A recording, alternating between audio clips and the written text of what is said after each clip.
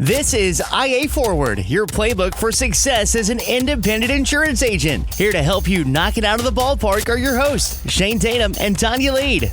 Welcome to IA Forward. Shane, I don't know about you, but my social media is being flooded more and more with videos and ads on how to build my brand as an insurance agent. Oh, it's everywhere.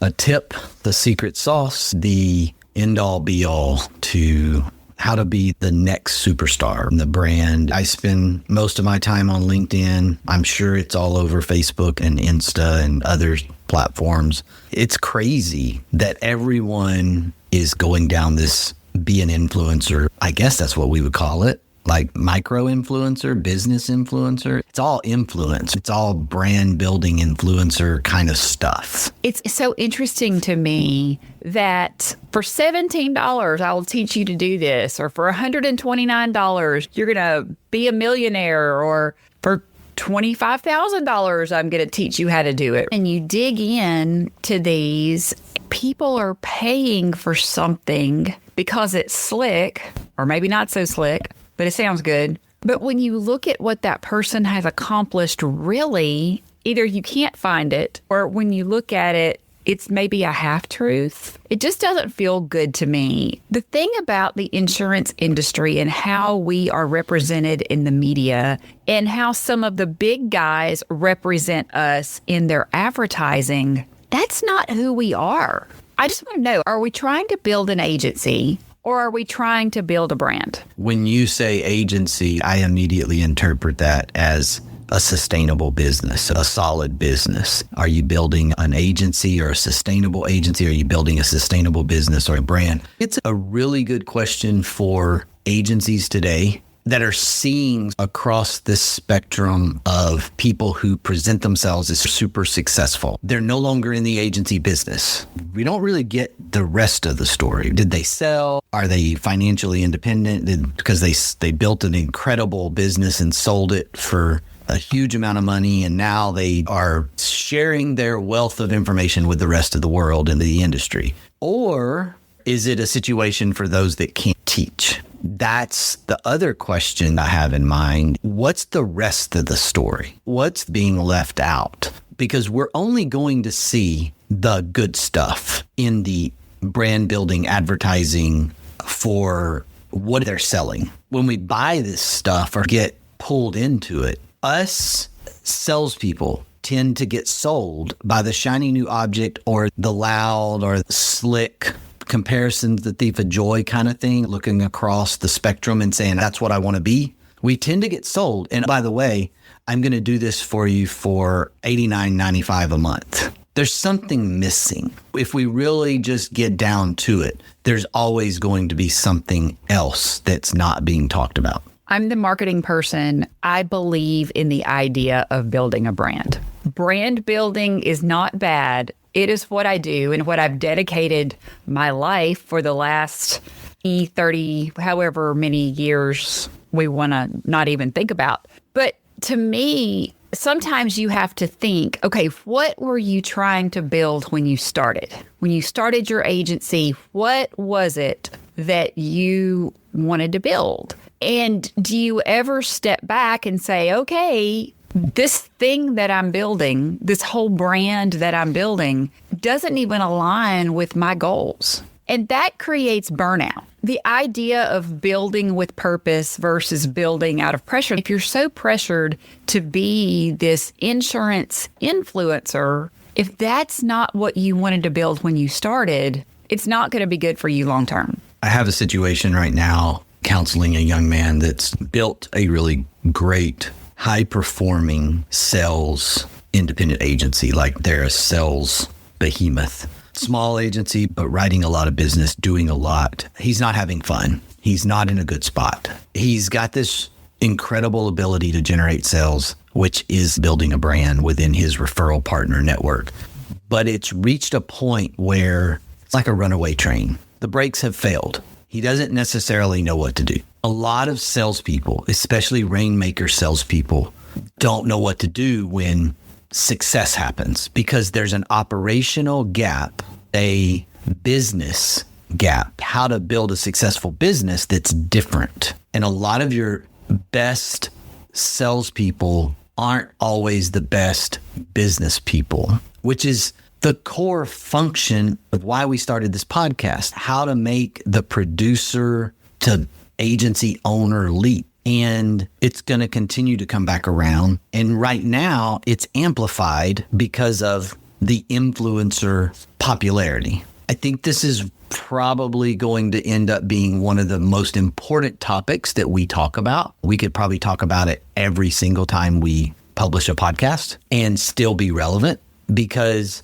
there's always something else to talk about within this idea. Do I build a brand? Am I building a business? And I know we always talk about, man, they got a strong brand. That's going to make their agency more valuable. Not necessarily. I firmly believe if you grow your agency to a size level that you get on the radar of one of the larger M&A, private equity backed, whatever, publicly traded organizations who might come in and just throw money at buying your book. They don't care about your brand. They don't even care about you. They just want to buy your book of business. They're buying revenue, and they'll pay a little more because they have arbitrage on their side. They can pay a premium for your book of business and immediately have equity in that book because they're going to scale it to a different profit level in terms of percentage of profits. Okay. They don't care about your brand because they can instantly grab your book and your revenue and go. Building the brand has to support building the strong business. Otherwise, you end up with this off the rails, out of control thing, or you end up the flip side of that with this poorly performing agency that's not operationally strong, which means you have E&O problems potentially around the corner or over the horizon, or you have a big churn in staff because people don't like chaos. That might be okay with a little bit of chaos if it's fun. Call it fun chaos, but they're not okay with dysfunctional chaos. So operations becomes really important. Running your business well becomes really important, which is why we can't just say, I'm going to build a brand. I'm going to be an influencer. I'm going to do this. And we see this, back to your core question, we see this on social media right now where the portrayed successful thing is build this influencer brand, and that's where the money is. People don't want to buy insurance. The most successful influencers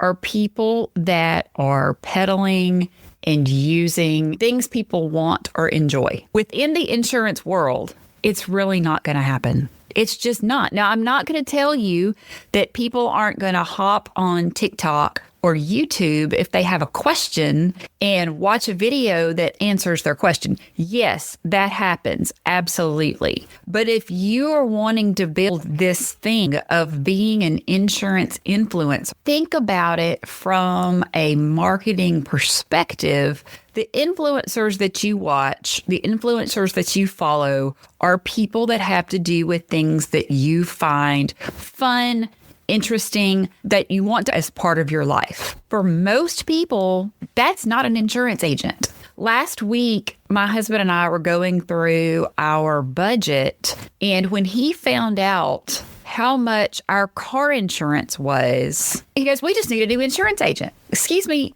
do you know what I do? Let's come back. What pays our bills? And he's, can we at least shop around to see if there's something cheaper? Do you know what we do? That's been done. We've been in this hard market for multiple years now. And even living with someone in insurance, my husband had absolutely no idea what had happened to automobile rates.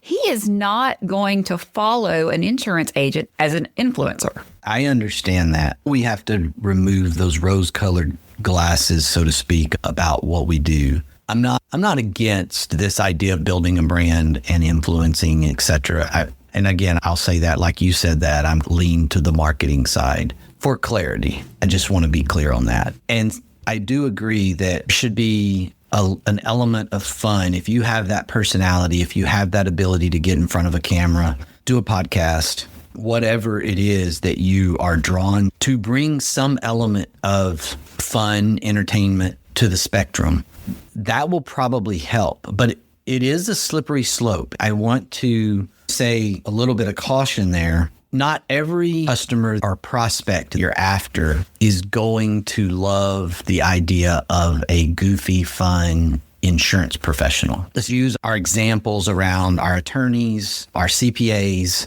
our medical professionals. I don't want to be crusty with my thought process. I'm not saying it can't be done, and I'm not saying there's not a place for it. Obviously, Progressive, Geico, even State Farm, other big brands have done advertising that's fun. They've tried to make insurance more fun. But when I've got a problem and I go to my doctor, or I've got big financial tax questions and go to my CPA, I'm not choosing those people based on their brand influence they've built with their funny TikTok. And I know there's a place to show the lighter side or the personality side of the profession. I'm not against that. There's also a place for, hey, when I got a problem and I need professional help, I want to go to a professional. Those things aren't necessarily connected. I'm not going to choose who I go to as an attorney based on the influencer brand they built.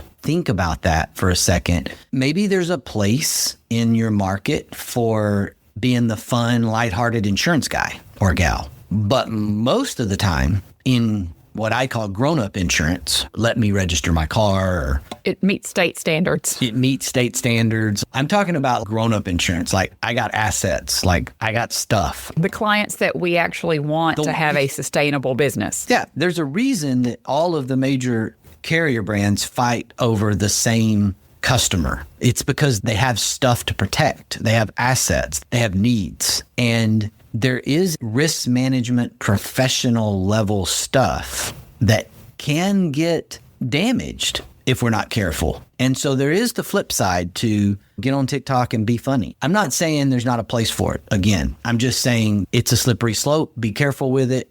That doesn't automatically equal successful insurance agency business. Just because you build a really cool, fun brand or an influencer level brand in the insurance industry doesn't equal automatic financial success or a great business. Those two things aren't necessarily related. We've seen it within the B2B agent realm. People who are selling things to agents, selling the next solution, selling the next tool. There's some micro influencers or industry influencers out there that do really well on the brand building influencer level. They got a lot of followers. I have no idea what their financial state is, what their business is. A lot of them no longer are in the insurance agency business. We're never going to know the answer to that. It may not be any of my business unless it comes up to this place where they're trying to sell the industry on something, but they really don't know how to execute it as a business on their side. There's a lot of disruptors over the years. This is not new. A mentor of mine had lunch with him and his wife last week when I was out in Santa Barbara. Took me to this wonderful place. Julie and I to this wonderful place. Matter of fact, it's probably the most amazing place I've ever been. Just a restaurant and nice little area. He was cleaning out and had this stack of CDs. I don't even think they were DVDs, right? So this is from the early 2000s, early mid 2000s. So it turns out before there was podcast, there were subscriptions, CD subscriptions to predecessor to podcast. It was basically insurance industry influencers recording discussions and they mailed them out. So there's been influencers in our industry that go back decades. And there will be future influencers that come along when we're gone, retired, whatever we're doing. So there's always going to be someone selling things, selling ideas. Independent agencies have to cut through that and understand, am I running a really good business here, or am I just spinning my wheels with this brand idea? It is in conflict at times. I'm not saying, and I don't think Tonya is saying brand building is a waste of time. Nobody's saying that. Since my title is Managing Director of Brand Strategy, I'm definitely not, just want to make that clear. So I still have a job, but hour after we get done recording this, and Shane goes, Tonya is saying that brand isn't important. Do we need to keep her? Brand is important, but running your business is equally or more important. If you build a brand and you don't generate revenue and you don't generate sustainable profits and business growth, then building the brand is not your answer. Those two things go hand in hand. That's what resonates with me is we can't just build a brand. Like we can't just increase our followers. We can't just do the thing that puts us in the limelight. Like there has to be sales. There has to be customer service. There has to be operational efficiency because we just build these brands and we just peddle brand building and we just peddle services to help you build your brand. To what end? That's, I think, the point that we're trying to make today is what's the end game? What are you building? That's the question Tonya's asking. I want to talk about how building the brand becomes the burden and the challenge to me wanting to be the insurance influencer. It can really become this very dressed up burden. And it's if you put lipstick on a pig, it's still a pig. Was that a good East Texas riff? 100%. So if building this brand is causing you to be working more hours, but you're making less money, or you keep adding tools and services and carriers with no strategy, or you haven't been able to take a break in months. Here's the one that's really trigger Shane. But if you dread Monday, then you are building a burden. Yeah, all of the above. And I always joked for years that Monday's my favorite day of the week. I love my job that much. And that's probably, what's that called? An ick. I think that's the slang now. Ick. It's probably some people's icks that I walk through the office on Thursday and say, only 3 more days until Monday. That drives people crazy around here. It's still fun, but I do mean it. Like I really do enjoy Mondays. You should enjoy your Monday. If you're building a business right, it should be fun to go to work every day. It should be fun to help people. Our business is so important to the economy. For it not to be a joy, for it to be a burden isn't a good thing. It's such a good business financially. It should be a joy. It's such a flexible business. It should be a joy. And so there's so many reasons that agents get off the rails and find themselves stuck in this burdened, overwhelming world. A lot of it is operational. A lot of it is they outsell themselves. And then it becomes a pride thing. You have to back up and go, okay, what am I really good at? What do I do every day that makes the cash register ring? Am I the rainmaker? Am I the brand building influencer, but I need salespeople? What do I do and how do I make my business successful beyond just top line revenue?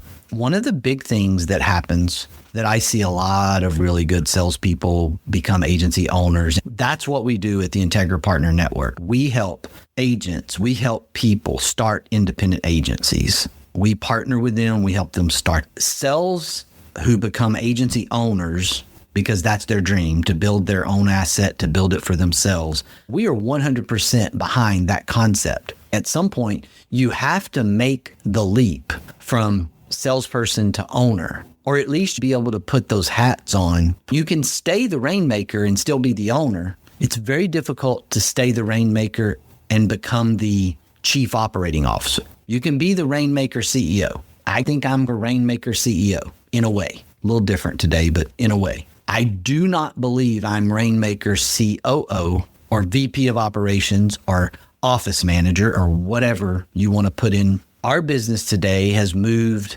to, yes, we have titles, we have leadership level people, and I have 3 or 4 operational people who have various pieces of the business. Our business has grown to the point that it had to be broken down into segments. In a traditional agency, it's not necessarily the case. You basically need someone to keep the train on the tracks while you pump the steam in the train. And where things get off the rails are those agency owners, salespeople rainmakers who have a little too much pride and they can't get out of their own way and recognize they're not an operational person. It's very rare that an agency owner is an operational person and the best salesperson. And it's very rare that an agency owner is a rainmaker, salesperson, superstar, and the best operational person. So you have to fire yourself in some ways. Most of us that start independent agencies, incredible salespeople, rainmakers, most of you need someone to keep the train on the tracks, an operations guru.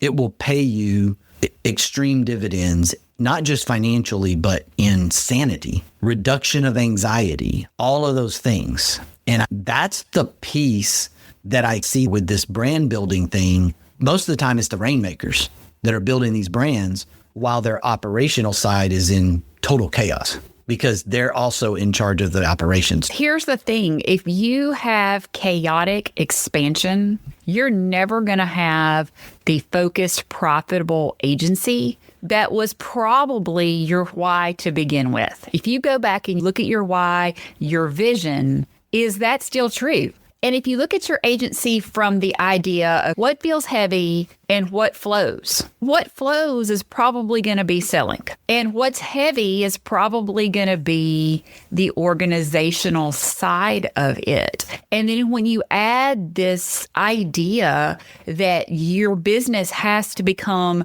this social media influencer, micro influencer, because some guy is selling this to you for $89 a month. If you want to talk about getting away from investing in the agency that you started out with, it's going to be a challenge. It really is. You can't just grow your way out of this. Let me go back to firing yourself. I've had countless conversations with agents who were solopreneurs. We've encouraged agents to be solopreneurs to understand the operational side, not to stay solopreneurs forever. If they want to, fine.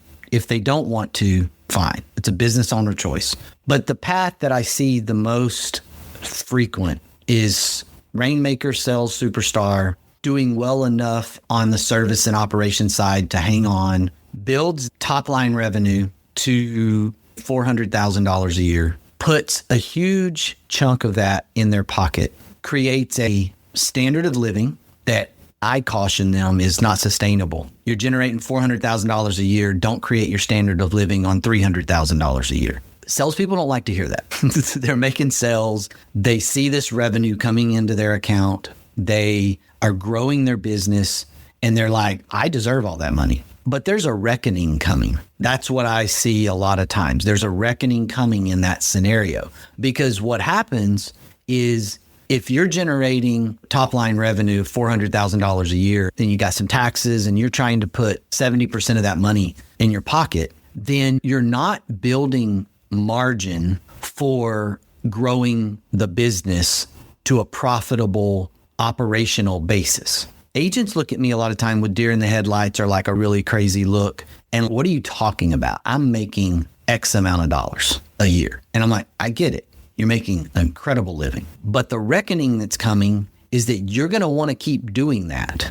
And you're not building any margin for your operational and support and servicing staff because you're entrepreneuring it. What if we backed off and said, let's create a standard of living around 25 to 30% of that top line revenue for yourself. And maybe you can bonus yourself in the future. But let's create some standard of living, some percentage of revenue that allows you to have margin, because this is the answer to you need to hire someone to manage your operation, to be the support, service, management, operational side of things, because you're the rainmaker. The number one answer to that question is, I can't afford it. I can't afford to hire an office manager. I can't afford to hire an operations guru. That's not true. You can't afford it because you decided to operate or to pull all the money out of your business. So you're just a contracted salesperson at this point. You're not really an agency owner. You're a producer with equity in your book. You're not an agency owner yet. And that's the leap I encourage agency owners, salespeople who are becoming agency owners, that's the big leap that's the hardest because they can't see like that horizon, like they struggle to see over that horizon. What do you mean? I'm putting $300,000 a year in my pocket. I'm successful. Yes, you are. But you either got to put some brakes on the train, slow it down a little, or think about the margin you're going to need to hire help. If you keep going the direction you're going and it goes to $700,000 a year in revenue and you're putting $500,000 a year in your pocket, your percentages are still the same and you still have no margin. And the answer is still going to be, I can't afford it, which is silly. You just didn't create the right approach to building a sustainable business that's going to work for you. You're still going to be working for that business. You're still going to be doing a lot of that work if you don't create operational pay margin. As a salesperson, what are you building? What are you doing in your agency? What is the horizon that you're trying to get to? I think this is an incredible topic. If this podcast made you uncomfortable or mad, or you thought the things we were saying were stupid, then I want to challenge you to sit down and spend 10 minutes asking yourself, what are you really building? And it's going to be uncomfortable when you have to have this conversation with yourself, because if it's made you mad, then it's hit a trigger, and that's okay. What needs to change? What can you simplify? What can you realign? How can you reimagine your agency to get back to your actual why so you love Monday? And you're not going to find it if you don't think about it.